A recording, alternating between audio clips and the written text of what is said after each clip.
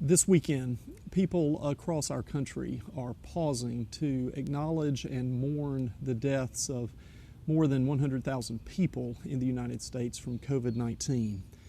This immense and tragic loss can't be passed over without pausing to acknowledge the grief that is ours to carry as a country and as a world at this time. The divisions and the violence around the death of George Floyd in Minneapolis, both the violence of his death and the violent responses to his death, just add to the grief and the losses of these days. One of the remarkable resources that biblical faith provides us during times like this is the biblical practice of lamentation. Almost 1/3 of the Psalms in the book of Psalms, as well as other texts in the Bible, including the entire book of Lamentations in the Old Testament, are devoted to processing and expressing the grief and complaint and sadness that come to us in our lives and integrating those into our life and into our faith. But most of us are not very familiar with those resources. We're not always even sure that grief and lament are okay. Some people even feel like they have to apologize for crying at funerals. Somehow we've gotten the message that when losses come to us, we're supposed to keep a stiff upper lip.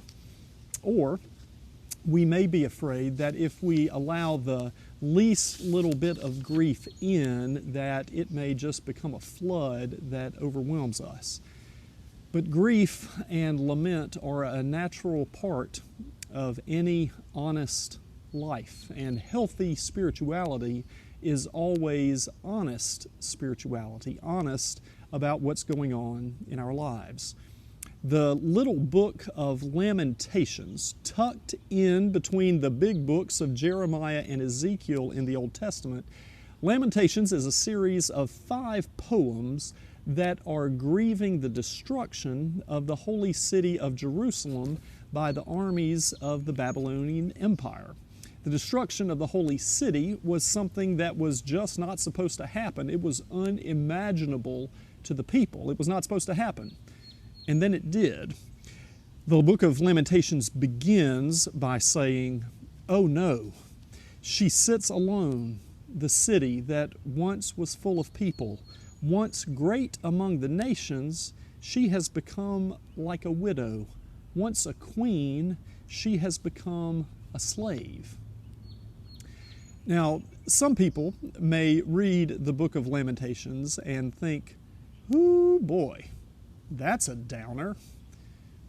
But people who are going through a great loss may read the book of Lamentations and think, "Yeah, I know what that feels like."